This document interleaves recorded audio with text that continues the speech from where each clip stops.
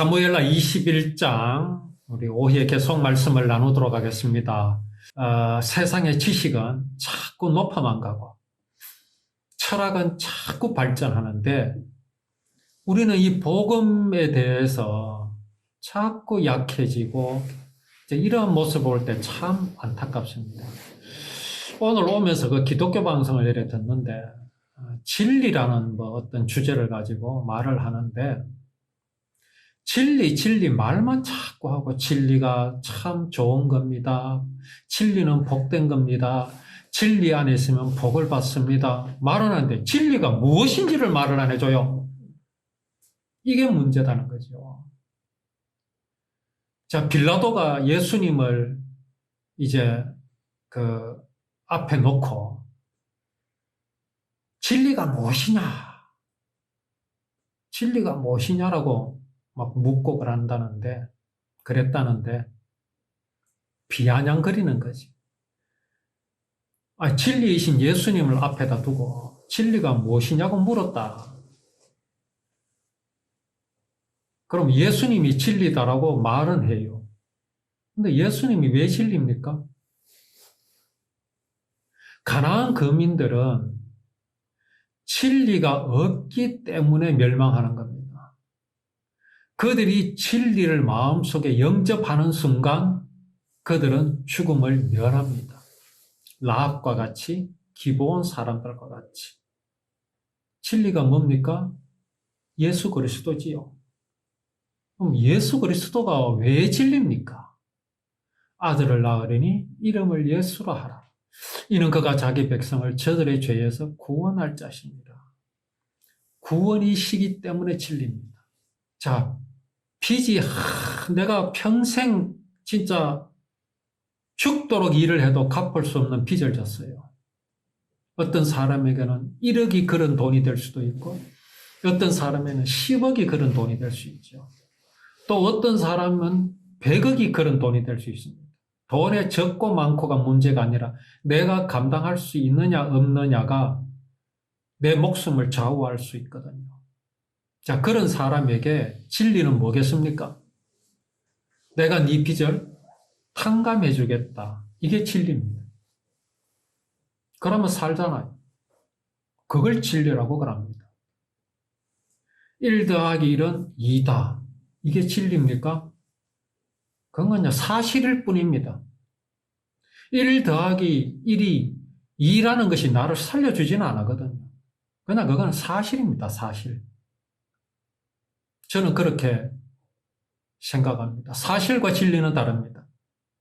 사실은 사실일 뿐이지 나를 살려주지는 못하지요. 그러나 진리는 나를 살려줄 수 있어야 그게 진리입니다. 손장로님에게 100억이 있으면 뭐합니까? 그건 내게 진리가 될 수가 없어요. 그 100억 가지고 자꾸 돈 자랑만 하고 나는 지금 한 1억 때문에 이제 죽을 판인데 나는 100억이 있다. 나는 10억이 한 달에 한 10억을 그냥 써도 나는 얼마든지 나는 살 수 있다. 그건 내게 진리가 될 수가 없어요. 그 돈을 가지고 네 빚을 갚아줄게. 이게 내게 진리입니다. 예수 그리스도가 아무리 내 앞에 있어도요. 그 예수 그리스도를 모르면요. 예수가 누구냐고 하면 예수가 누구냐고 물으면 예수가 예수지. 이건 진리가 될 수가 없습니다. 제가 어릴 때 누가 이름을 물으면 아주 힘주어 말했습니다. 네 이름이 뭐야? 이름! 그건 내 이름이 아니죠. 예수 그리스도는 세상 모든 사람에게 진리입니다. 왜 그렇습니까? 예수 그리스도는 세상 모든 사람을 구원하여 주시기 위해서 이 땅에 오신 분이고 그 구원을 다 이루셨기 때문에 진리입니다. 다 이루시지 않으셨다면 진리가 될 수가 없습니다. 아직도 교회에 가면 구원을 받기 위해서 외치는 소리가 있죠. 주여 삼창 그리고 믿습니다. 그것은 그들에게 아직 진리가 아닙니다. 믿습니다가 아니라 믿어집니다가 되어야 돼요. 하나님의 말씀이 우리에게 진리인 이유는 이미 다 이루셨기 때문에 진리입니다. 그럼 구약시대는요, 진리가 아닙니까? 아닙니다. 구약시대도 진리입니다. 왜 그렇습니까? 하나님의 약속은 분명히 이루시기 때문에 진리입니다. 그래서 율법, 곧 약속도 진리입니다. 오늘날 우리에게는 그 약속을 이루신 예수 그리스도가 진리십니다. 내게만 진리입니까? 아닙니다. 세상 모든 사람에게 이미 다 진리입니다. 이러한 진리를 영접한 기브온 사람을 사울이 죽였어요. 사울이 죽였습니다. 이 기브온 사람들은요, 가나안 땅에서 매우 중요한 역할을 안 했다고 볼 수가 없습니다. 복음이라곤 완전히 말라버린 가나안 땅에 이 기브온 사람들이 여호수아에게로 나아가서 항복을 했습니다. 이러한 소식은요, 가나안 땅에 삽시간 전해집니다. 그 항복의 소식을 듣고 항복을 하는 가나안 거민은 살 수 있습니다. 그 항복이 뭡니까? 내가 가지고 있는 신념을 버리고 내가 하나님과 같이 될 수 있다고 하는 그 신념을 버리고 나를 하나님과 같이 만들어주신, 생명이 없는 내게 생명을 주시겠다고 약속하시는 하나님의 언약을 영접하는, 그것이 항복입니다. 그 기브온이 그렇게 복음을 영접한 것을 보고 그 소식을 듣고 가나안 거민들, 다른 가나안에 살고 있는 그 족속들이 나도 저 기브온과 같이 하나님의 그 구원의 언약을 영접해야 되겠다라는 마음을 가질 수가 있습니다. 또는 그런 기브온을 향하여 비난을 할 수도 있겠지요. 중요한 건 뭡니까? 하나님은 기브온을 통해서 가나안 거민들에게 하나님의 그 구원의 언약을 알게 하셨다라는 겁니다. 그 알게 된 것을 마음에 영접하고 안 하고는 그들의 마음입니다. 하나님이 가나안 거민들이 복음이 무엇인 줄도 모르고 죽게 하시지는 않으십니다. 먼저 알려주십니다. 라합을 통해서 알려주시고 기브온을 통해서 알려주십니다. 그렇게 복음을 알고서도 영접하지 않으면 그건 무엇이 되는 겁니까? 가나안 땅에서 이루실 구원을 방해하는 거죠. 막아서는 것이지요. 감히 하나님을 막아서는 겁니다. 이렇게 기브온은 가나안 땅에 복음이 들어가는 교두보 역할을 하였습니다. 그런 기브온 사람을 사울은 하나님의 그 명령을 언약으로 마음에 두지 않고 법으로 마음에 두었습니다. 법의 잣대로 그렇게 두고 기브온을 바라보니 어떻게 보이겠습니까? 저 기브온은 죽어 마땅한 가나안 거민일 뿐인 겁니다. 하나님의 그 구원을, 그 언약을 마음에 영접하여서 하나님의 자녀가 되고 하나님의 백성이 된 같은 하나님의 자녀로 보이는 것이 아니라 무엇으로 보였습니까? 적으로 보인 겁니다. 하나님이 보시는 것과 사울이 보는 것이 완전히 달랐습니다. 그래서 3년이나 기근을 당했습니다. 참으로 견디기 어려운 그런 형벌을 당한 것이지요. 기브온 사람은 이스라엘 족속이 아니요 그들은 아모리 사람 중에서 남은 자라. 이스라엘 족속들이 전에 그들에게 맹세하였거늘 사울이 이스라엘과 유다 족속을 위하여 열심히 있으므로 그들을 죽이고자 하였더라. 자, 이게 뭐라고 되어 있습니까? 사울이 어떤 마음이 있었다고요? 이스라엘과 유다 족속을 향한 열심이 있으므로. 인간적으로 볼 때 사울은요, 열심이 있었습니다. 열심. 또 열심히 있었던 사람이 한 사람이 있었지요. 그 역시 사울입니다. 바울이 된 사울. 사울도 열심히 있었거든요. 바울이 되기 전에 사울이. 그가 열심히 있어요. 누구를 향하여? 하나님을 향하여, 율법을 향하여 열심히 있었습니다. 그래서 그 열심으로 사울은 무엇을 했었습니까? 교회를 핍박했습니다. 교회는 이단이었거든요. 율법을 언약으로 말하는 저 예수를 믿는 저 교회는 하나님을 대적하는 이단이다. 열심히 있었습니다. 그런데 과연 사울이 하나님을 바로 알았습니까? 사울이었던 바울이 사울이었을 때에 그가 정말 율법을 바로 알았습니까? 그 바울과 지금 여기 사울이 똑같은 모습이었습니다. 이스라엘과 유대 족속을 향하여 열심히 있었어요. 이 말은 곧 뭡니까? 그는 하나님을 향하여 열심히 있었습니다.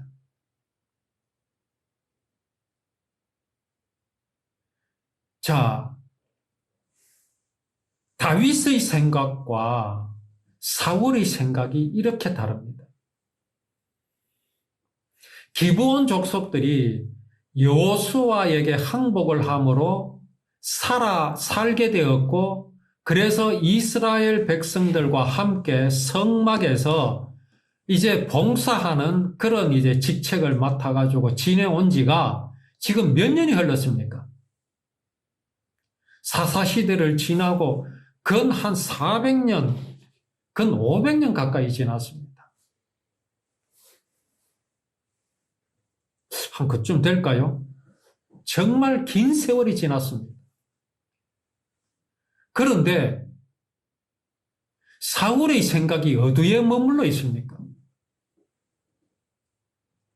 다윗의 생각은 여호수아와 같았습니다. 그러나 사울의 생각은 그때 여호수아의 결정에 반대를 했던 그 사람들의 생각과 똑같습니다. 사울은 그렇게 생각했겠지요. 저 기브온 사람들이 아직 여기에 있는가?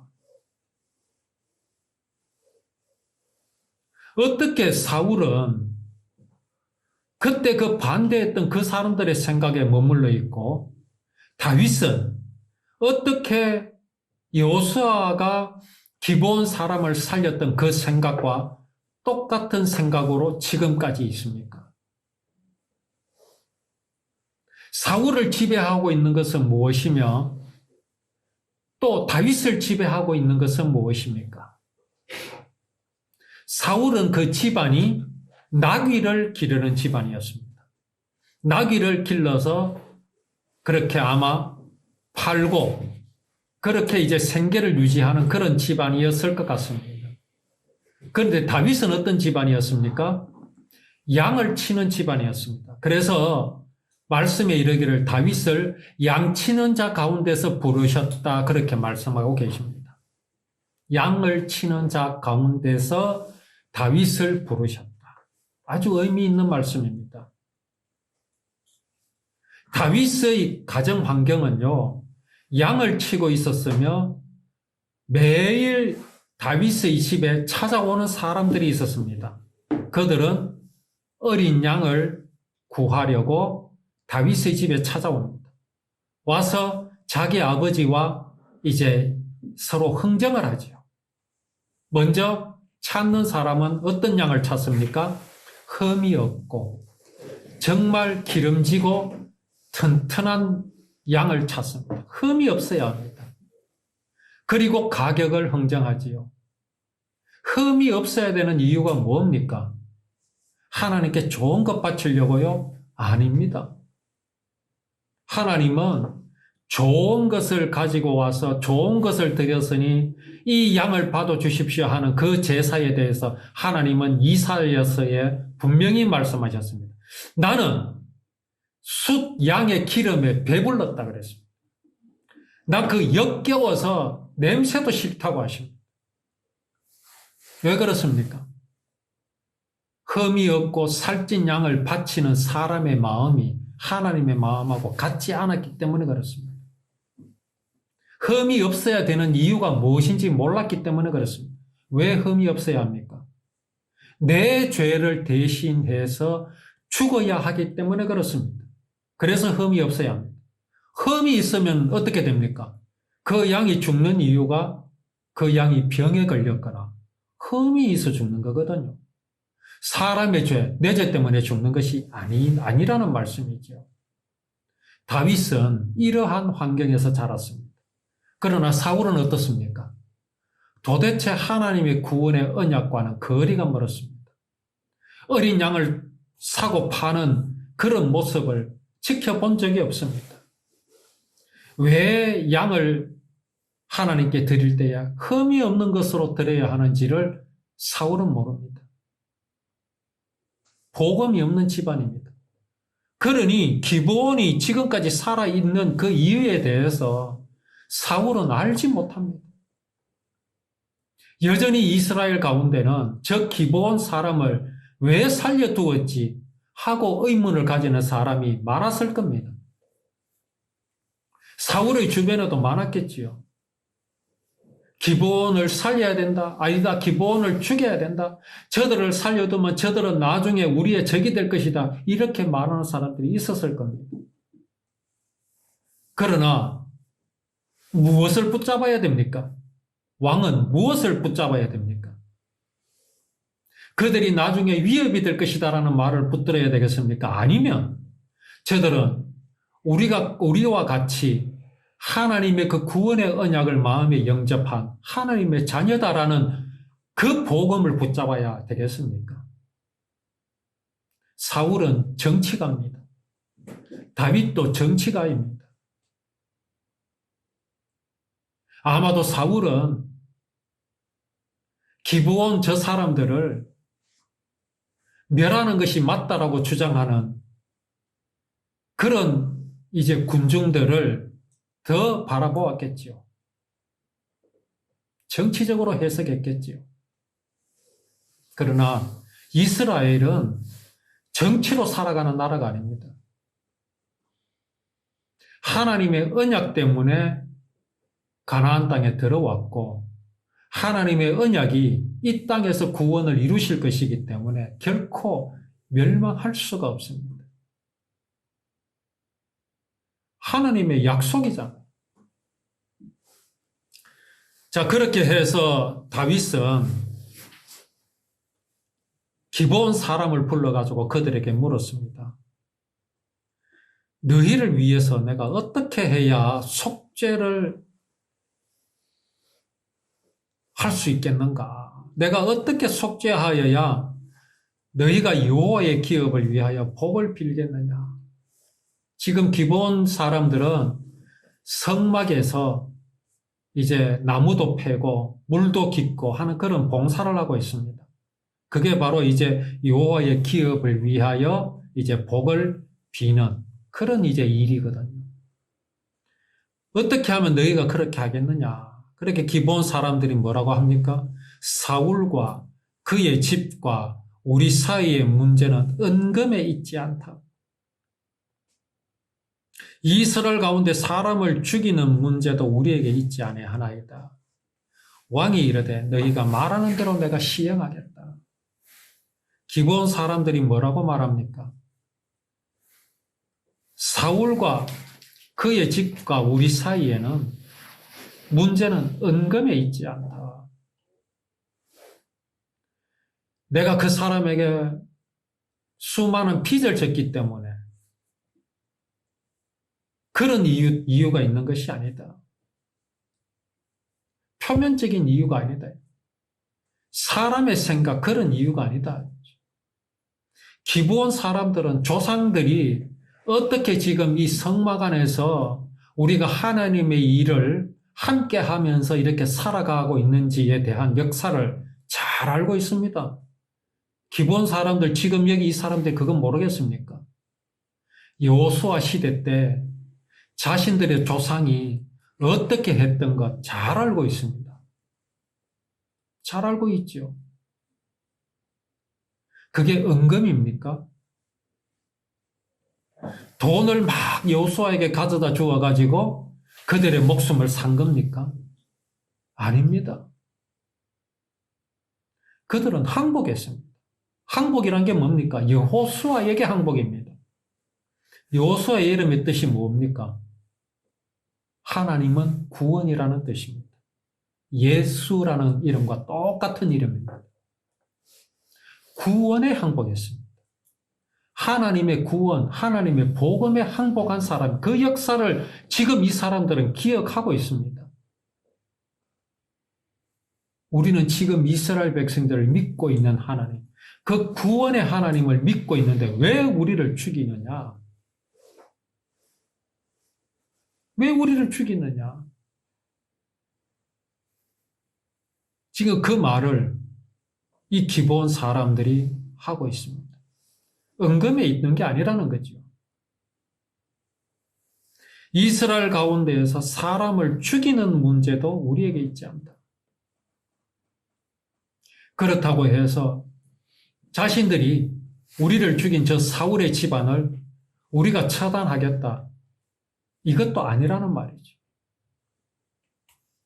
지금 기브온 사람들은 하나님의 그 복음 안에서 살아갈 수 있는 자격이 있다라는 걸 분명히 말하고 있습니다. 누구도 우리를 멸할 자격이 없고 우리 또한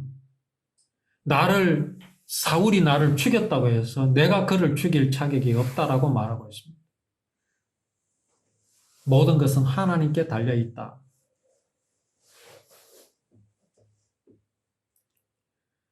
그들이 왕께 아뢰되 우리를 학살하였고 또 우리를 멸하여 이스라엘 영토 내에 머물지 못하게 하려고 모해한 사람의 자손 7사람을 우리에게 내주소서. 뭐를 하려고 한 사람? 학살하였고 더 중요한 건 뭡니까? 이스라엘 영토 내에 머물지 못하게 하려고 한 사람. 자, 기브온 사람들은 이스라엘의 영토 안에 머물 자격이 없습니까? 여기에서 우리가 중요한 말씀이 있죠. 육체적으로 할례 받은 사람이 아브라함의 후손입니까? 아닙니다. 영적으로 할례를 받은 사람이라야 진정한 아브라함의 자손이라 말씀하셨습니다.